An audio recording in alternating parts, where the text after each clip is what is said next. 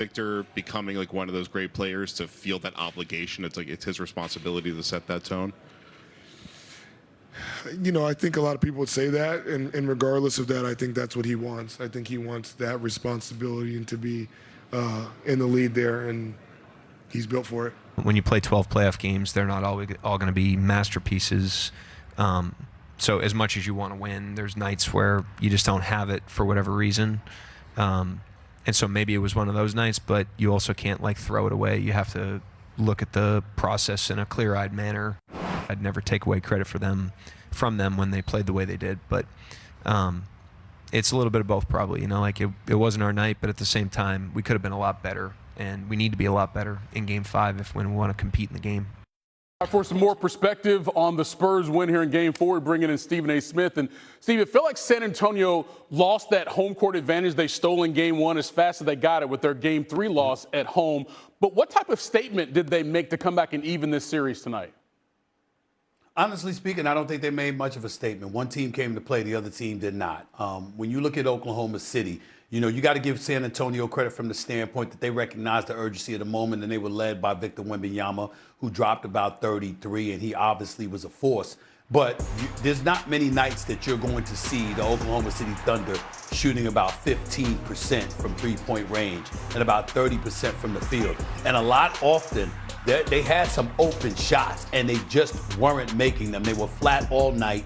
They didn't come to play. They came and showed up like a team that had handled their business in Game 3, so we don't have to have the urgency in Game 4 that we had in Game 3, and they played like it. So I thought they were flat tonight. It would be one thing if they came out and they was making shots and then San Antonio put the clamps on them or what have you, but they were missing shots all night long. Nobody looked the way they normally looked, including SGA. And Chet Holmgren has been a virtual no-show throughout most of this series, so that hasn't helped either. Well, considering how well they played in Game 3 after being down 15-0 to come back and win that game, and their championship medal going back to last season, how surprising are you that they were so flat in Game 4?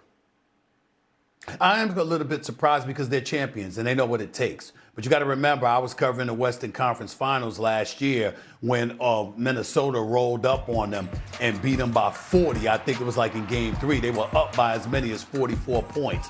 And Shai Gilgeous-Alexander walked off the court with a smile on his face, clapping like there was absolutely no concern whatsoever. And then they came back the next game and they beat Minnesota. So they tend to have these games from time to time where they're a bit flat. There's no denying that. But you did expect them, considering how tough they know San Antonio to be, considering the fact that they had San Antonio on its heels after winning Game 3. You didn't expect them to come out and be as flat as they were, but they just were. It just happened. All right, so now it's a 3-game series. Wemby goes for 30-plus in Game 4. Now they got to go on the road to try to get home court advantage back. What are you expecting from him in that game, considering what he did here in Game 4? Well, I think it's going to be a physical matchup in Game 5. There's an urgency at the moment. Oklahoma City does not want to go back to San Antonio down 3-2-5, Game 5. You don't want to say it's a must-win because you saw them win Game 3, and they are the reigning defending champions. But nevertheless, it's going to be an important game. You don't want to go back to San Antonio down 3-2, in my opinion. And so if you're the Oklahoma City Thunder, you've got to be ready. Art Stein is going to play a pivotal role because the physicality that he's going to try to throw in Wemby's direction is something that he's gotten away with in a couple of wins this season in this playoff series, and maybe he'll be able to get away with it again in Game 5. If you're San Antonio, you've got to offset that. In my opinion, one of the things they might want to consider to do is making sure you consistently have a big out there with Wembanyama, get him off the 5, not subjecting him to the level of physicality that you know they're going to throw in his direction. Have somebody else as a big body to preoccupy some space on the front line and use Wemby as a 4 or dare I say even a 3 since he's got that skill set. I think those are the kind of things that will facilitate a level of success. They got to take that into consideration, but we'll see what they ultimately do. In the end, however, San Antonio has regained some momentum because they go to Oklahoma City knowing if they're able to win Game 5, then you've got a big-time problem because then Oklahoma City would have to go back to San Antonio down 3-2 instead of up 3-2, and that's going to really put them on their heels. So Game 5 is definitely pivotal for both teams, but in my opinion, especially OKC. And it goes down Tuesday in Oklahoma City. Stephen A. Smith, appreciate 5 alter shots, and three made 3-point shots. None bigger than the half-court shot he hit right before the end of the half. Joins LeBron James and KD as the only players in NBA history to reach those numbers in a playoff game. He was sensational tonight. He came out, and if you remember early in the game, he went to Coach Johnson and said, "Don't take me out." And he left him in there. I believe that's what he said. I don't know if he said that, but normally he normally comes out at the 7-minute, 6-minute mark. But he ran it all the way down to about 4 minutes before he brought him out. And Wemby's like, "Look, if he dies, he dies. But I want to live on that. But I'm going to down this hill. I'm bringing this series back to San Antonio, and we're not going to Oklahoma City down 3-1. We're going tied, and when we come back, we're going to come back. We know for certain that we are coming back." Joe, what was so impressive, not only about Wemby, but the way they played today? Man, Ocho, when you look at San Antonio and how they built and what they can do to you defensively, dismantle everything you're trying to do, take away every option. They look, what we talk about them guards they got, yep, they can attack the basketball. Boy, when I'm talking about guard and playing defense, when last time OKC scored 82 damn points in a game? We're going to look it up. Actually looking it up right now as we speak. Look, they don't even need no help, bro, with Shea. You know what I'm saying? This is why I tell you Shea has to take and make tough 2-pointers in order for them to even be in the damn game. He ain't got – hey, look. We talk about OKC and what they've done, what the bench done the last game and won on the game.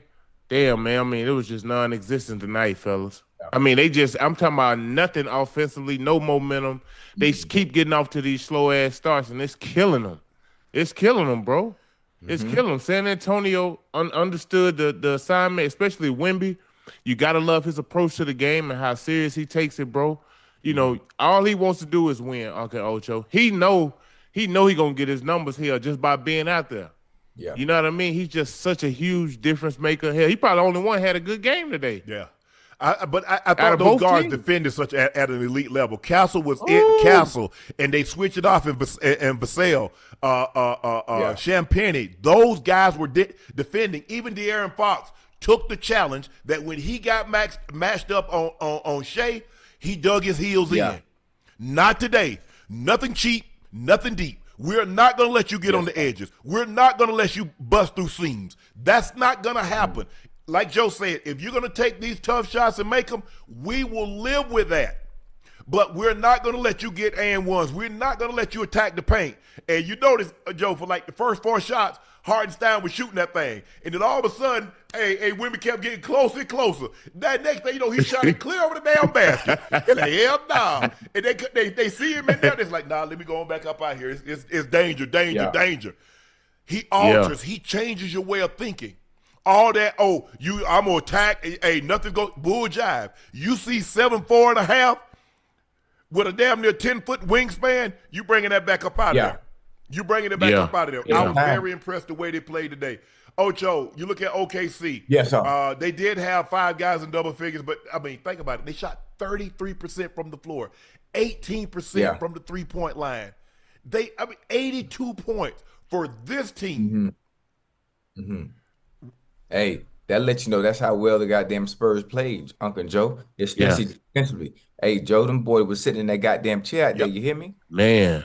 In that goddamn chair. And this is the funny thing. This is what I love about basketball now that I'm learning it and getting into it a little bit more to try to understand it the way I do football and soccer and how unpredictable these games are. Honestly, I know I picked the Spurs to win the series, but based on the way the Thunder played last time, especially they bench, scoring at such a high clip that they did, I really thought they won't come in this game and repeat the same thing. And it didn't happen. Got the goddamn Spurs. Hey, Joe, they came off. Nigga, as soon as the game started, they was all to a hot start. I'm like, well, goddamn. Yeah. Be aggressive. Everybody hitting their shots. I can't remember what the lead was in the first goddamn quarter. I looked up and blinked. I said, well, goddamn, did the goddamn Thunder show up the goddamn play? But hey, listen, Wemby was sensational, and then one thing, they didn't turn the ball over, Unc. They didn't turn the ball over. The Spurs didn't turn the ball over a lot. I mean, Wemby had 4. Outside of that, look at Cassell.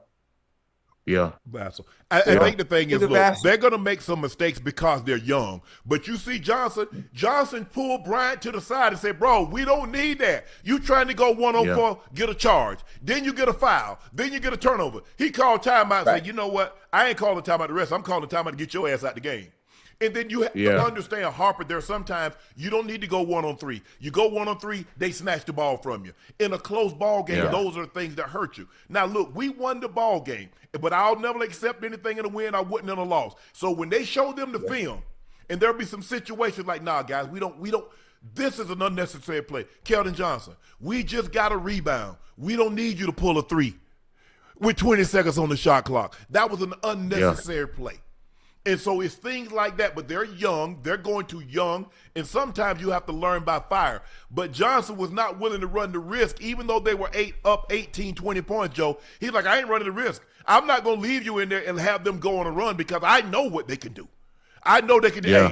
Because you look up, they had a big lead. Next thing you know, you see, oh, OKC's gone on a 12-0 run. They've gone on a 7-0 run. So the coach is like, nah, there'll be a chance for you to learn, but not tonight. Not tonight. Hey, and when you got some of your top players or your top players, when I'm speaking in Wemby, bro, when you got them policing each other, it makes everything a lot different, bro. Well, coaches really, I mean, they do their job, but the players, your teammates, when you get on one another and you take that constructive criticism and be better, that's what ultimately makes you a great team. I think San Antonio scares me so bad, bro, because they're so great defensively, and I ain't just speaking on Wemby, bro. I'm talking about them guards, the way they sat down and really, really played defense today. I mean, bro, that's championship caliber defense, bro. I'm talking about that's against a 2-time MVP. You know what I'm saying? Like, we ain't just talking about anybody. Like, these dudes really can guard, and I think every game will bring a different challenge. And whoever wins game 5, fellas, that's probably who's going to win the series. I'm just going to keep it real. The last time OKC scored 84 points, they scored 82, they scored 84, was December 12th, 2021. Damn. Nice. December 12th, 2021.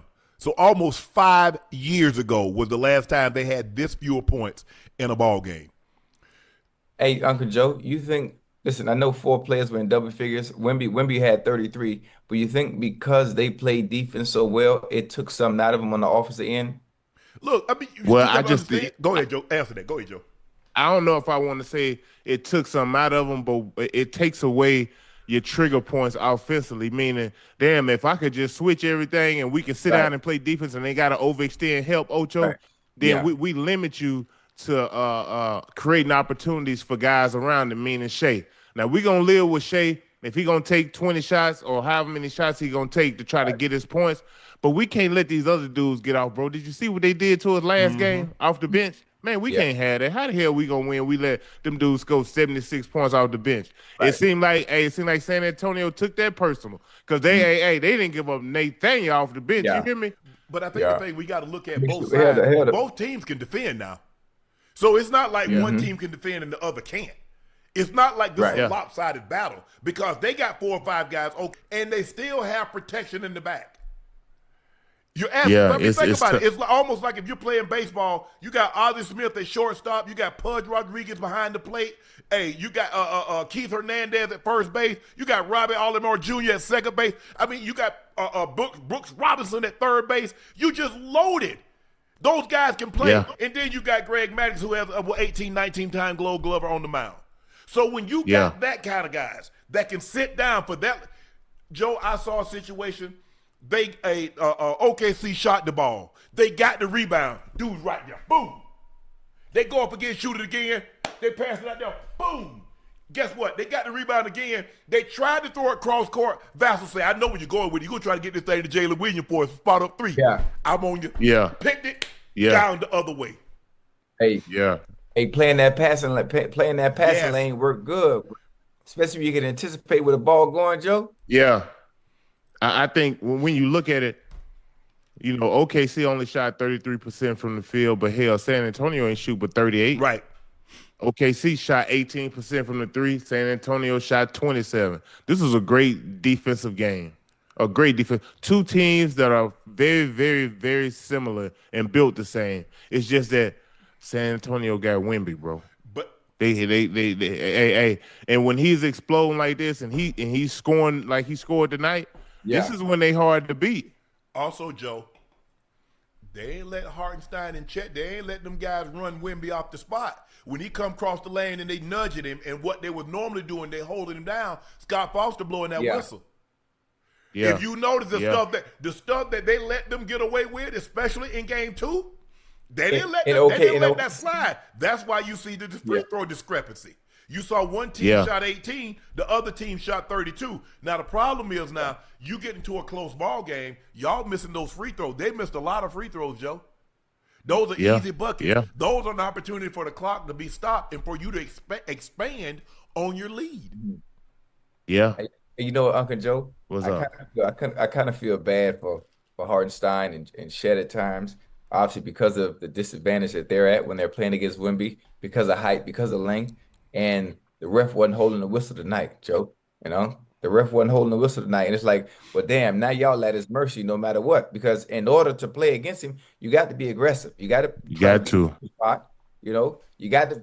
You already know what you know what I'm trying to say. Yeah. I don't know all the goddamn basketball terms and terminology to use, but it was like almost unfair. They don't have a chance if they can't add that other element to trying to stop him. And every time they try to do it tonight, the ref called a goddamn foul. Well, look, when you look at Wemby, they fighting him. Hardenstein trying to fight him, but man, look, it's only so much you can do. If I go look at the tape and see the adjustments I gotta make, stand my ground. You see how he holding his ground in that post?